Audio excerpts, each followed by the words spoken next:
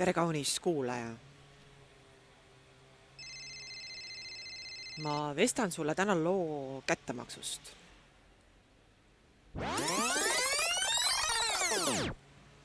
Aegu ammuseid tagasi elasid solvunud mees ja ilma jäänud naine.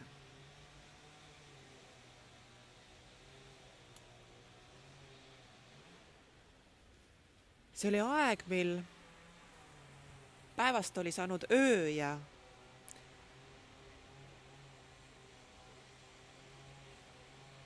ööst kaduma läinud asjade segamini ruum.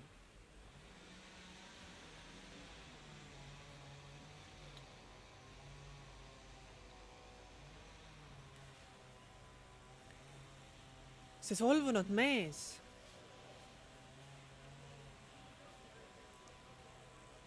tundis end reedetuna.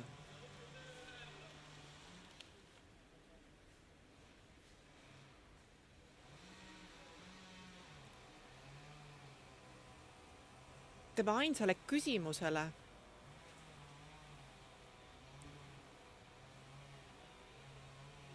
mida ta ainsama korra oma elus oli üle huulte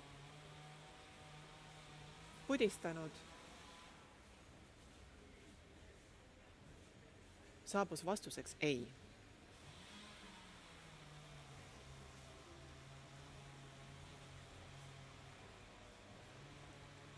Mees solvus südame põhjani.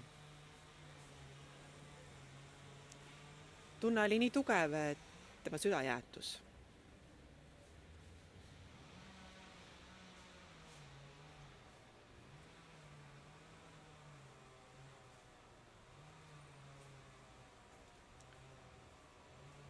Jäätumise ajal koges ta hirmu, et kui ta peaks veel kunagi esitama küsimusi, siis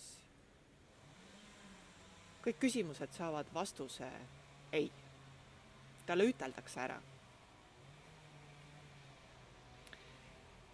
Nii unustas mees küsimise ja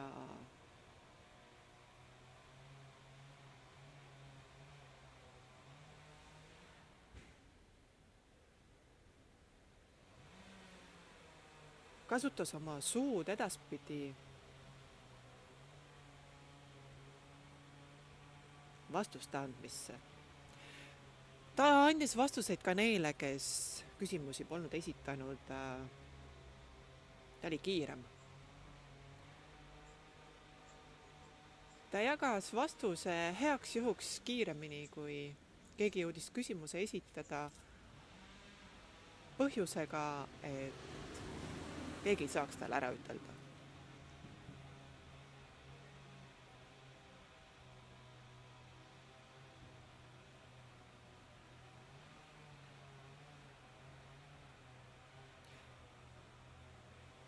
Tema solvumisele järgnenud hirmust kasvas viha. Viha hakkas oma lugu elama ja sirgus ajaga nii suureks, et mees ei näinud teda enam. Ta jäi vihavarju sisse.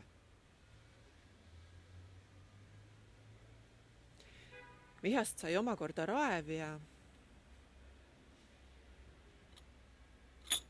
raevust sündis mehe otsus maksta kätte.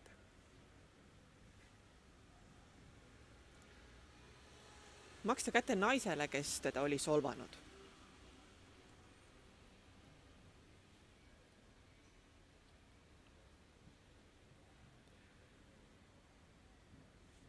Kuid temaga nii umbes samal ajal oli sündinud naine.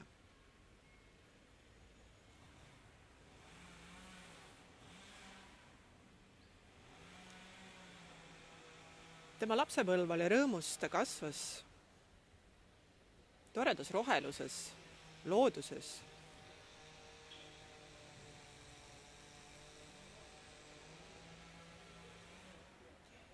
Kuid tema vanemad olid eluvintsutustest tõredad.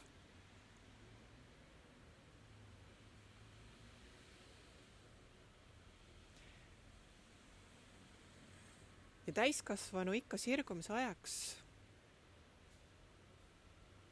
tundis naine, et ta on millestki ilma jäänud.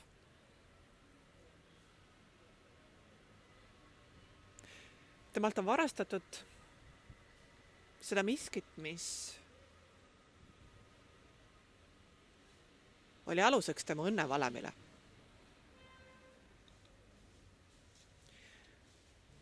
Ta süüdistas edaspidi vargaid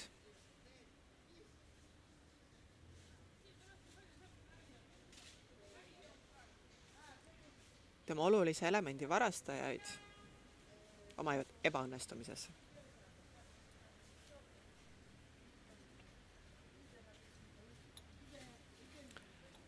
Tal ei olnud silmi teiste tunnete kaemiseks või tagajärjele mõtlemiseks.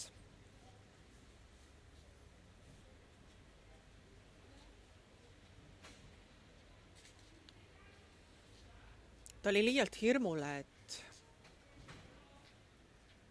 ta võib veel millestki ilma jääda. Näiteks oma elust. Nii lõpetas ta kuulamise ja kuulmise ja hakkas kõval äänel kõnelema. Ta rääkis teistest üle. Põhjusega.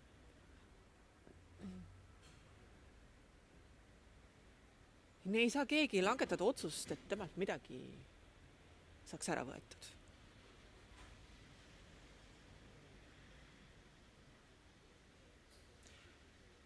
Ta rääkis täis vaikuse hetked.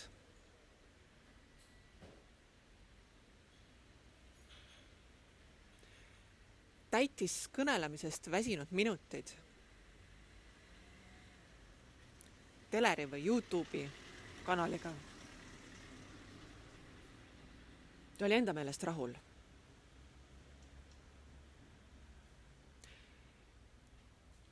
Tema sisenemine unustuse mängu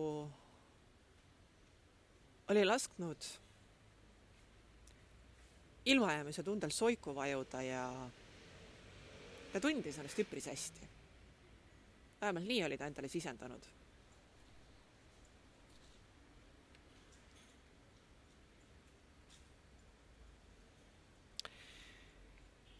Kuid viha hakkas kulgema oma soodu.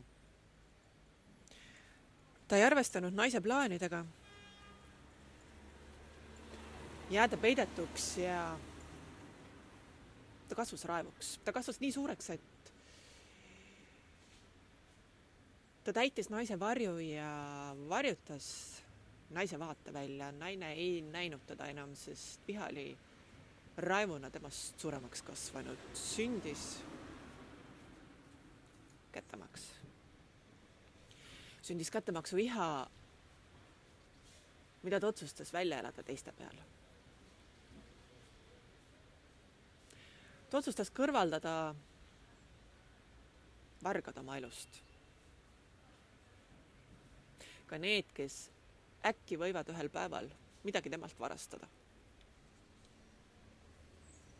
Ta kukkus karistamisse. Ta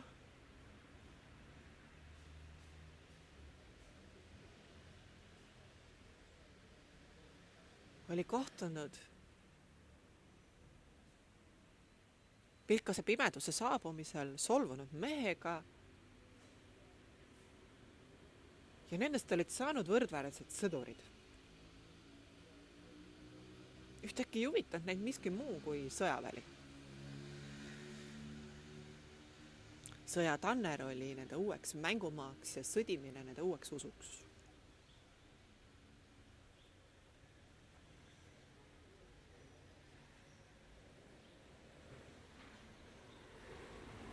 Võrdsete kaklejatena ja võrdse raevu kandjatena, kättemaksu vihalejatena jäid need kakluses mõlemad püsti. Need mõlemad väsisid. Nad said aru, et nad võivad igaviku vahesid läbida, aga kaklus kestab ja kumbki neist ei murdu. Nendest said liitlased. Nad ühendasid oma jõud, kutsusid tolle maagide pimeduse jõuks, mis on ristatud pimeda kirikuga. Ja sellest pidi sündima igavesti kestev öö. Varjutama päeva nii, et ta isegi ei mõtleks enam kunagi tulla. Nad olid otsustanud jääda.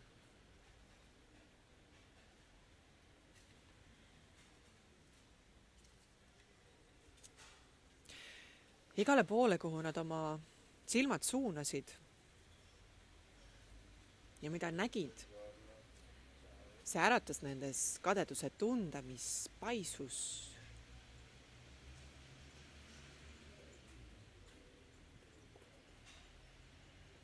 jõulukeksina.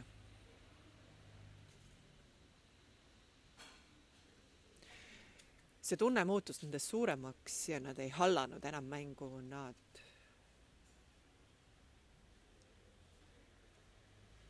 olid orjastunud pimeduse rüütlile.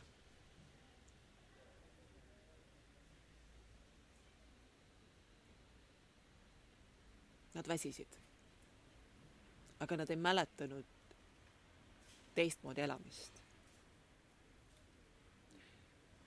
Kättemaks tahtis täitmist ja kadedus lahendamist. Nad polnud valmis noid tundeid vabastama.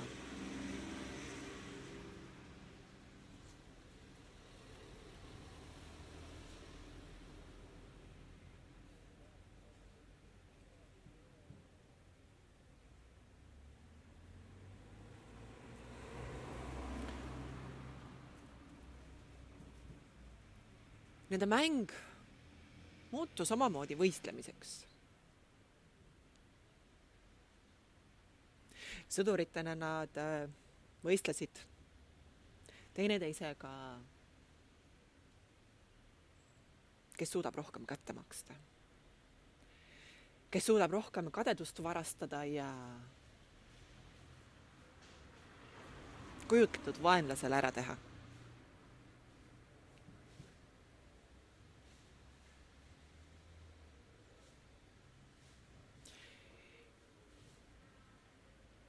Nad asusid koguma liitlasi ja täiendasid relvavaru.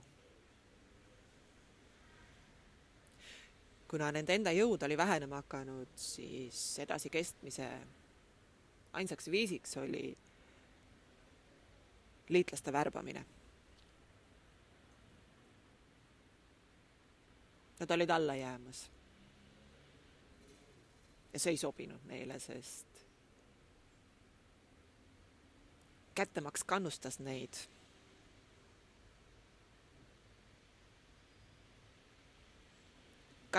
kadeduse anumat täitma.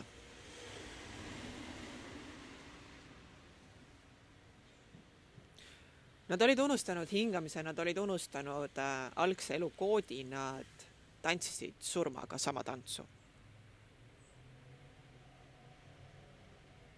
Aga kuna nad nägid ise pilti tagurpidi, varastatud identiteedi silmade läbi, siis polnud neil aimugi, et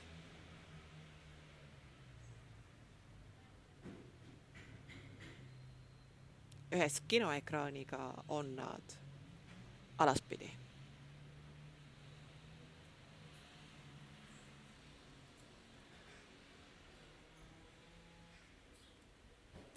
Pole hullu, ütlesid nad väsinunutena ja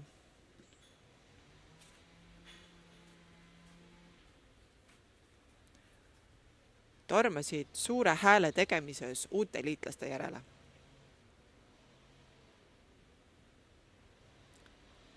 Sõda vajas võitmist.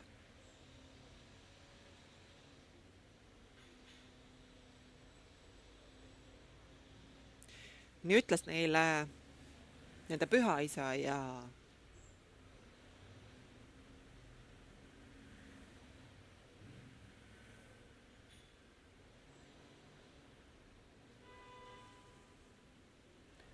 põrmu kukkunud maagi hääl.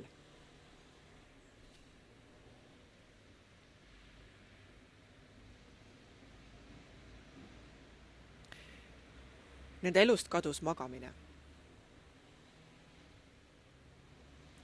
Nad ei saanud suba silmale, sest ärevatena tuli hoida kontrolli, sest äkki võis vaenlane rünnata ja nad kaotavad nii nagu tol esimesel päeval.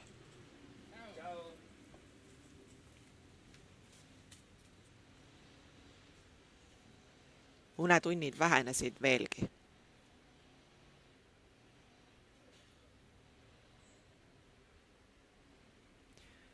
Ja magamatusest nende silmavaade moondus enamgi.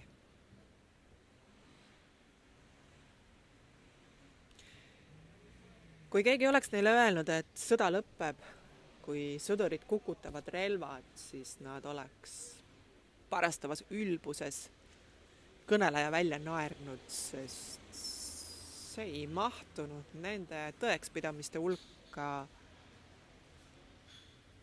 Nii kõnelesid nõrgad.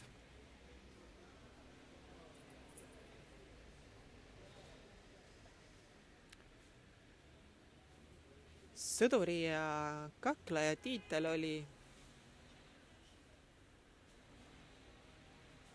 nende ainsaks väärtuseks, millest kinni hoida ja sõda midagi väärtuslikku, millesse klammerduda. Nad ei tahtnudki enam päeva, nad ei tahtnud valgust, sest see oleks muutnud nähtavaks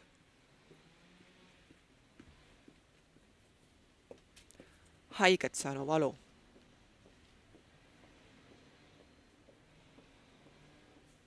Nemad olid valu tekitajad, mitte valu tunnistajad. Nii olid nad otsustanud, kui ühist liitu olid ehitama hakanud.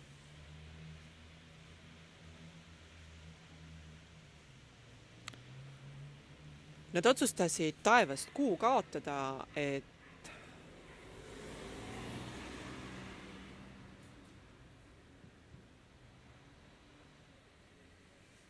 vähendada valusa tõe pinnale tuleku võimalust ja peita peegeldus kettidega aheldatuna keldrikorrustele.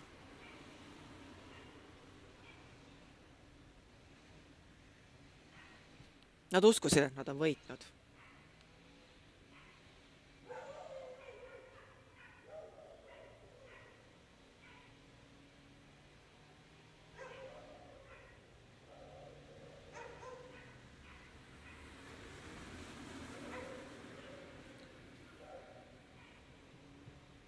Kui nad eksisid. Nad olid teinud ühe möödalaskmise, valearvestuse ja seetõttu hakkas võit nende käest pudenema.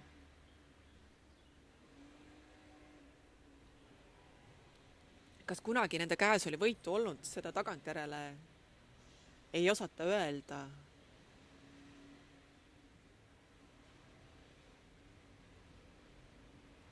Aga vähemalt nende kirjelduse järgi oli nende käes olnud võit ja nemad haldasid pilkastööd. Aga nad olid unustanud, et nende vaenlane on õppimisvõimeline ja nende vaenlane oli kasutanud nende enda tehnikat.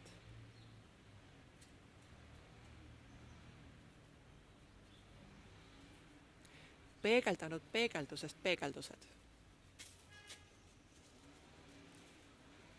Kuu, mille nad lukustasid, mille nad kinni katsid, oli tühipaljas peegeldus.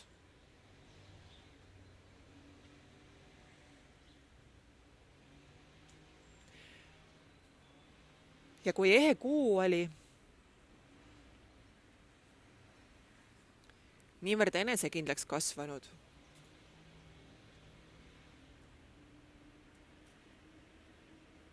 et teda rohkem ei huvitanud väline mõttemaailm, siis klõpsas ta oma valguse nii eredalt põlema, et mitte keegi ei mäletanud enam, et pimedus oli üldse kunagi eksisteerinud. Tolmunud raamatukogu riiulid vestsid lugusid, kord maad võtnud tumedat ajastust, aga polnud enam kedagi, kes oleks mäletanud oma keelel toda lugu rääkida.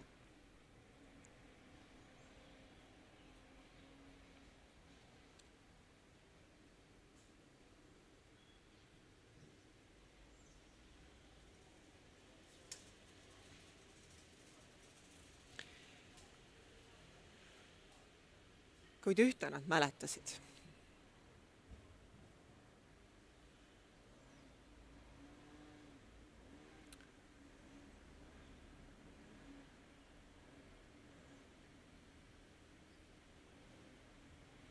Neil oli edasi antud traditsioon,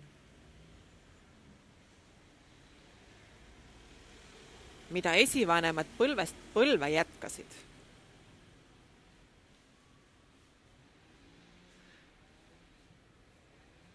Nad kinkisid igale järglasele köidetud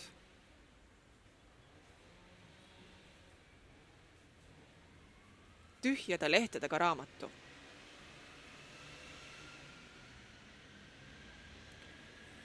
Nahksete kaante vahel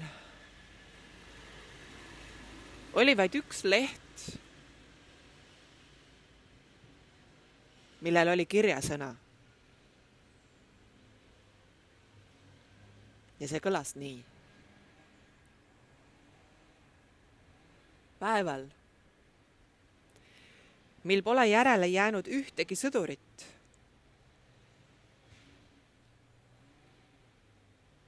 on lõppenud sõda ja alanud rahuaeg.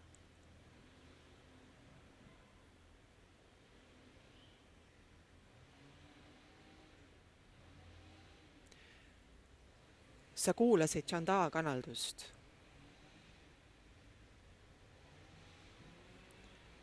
Aitäh sulle, kaunis kuulaja, ja imelist alanud rahuaega.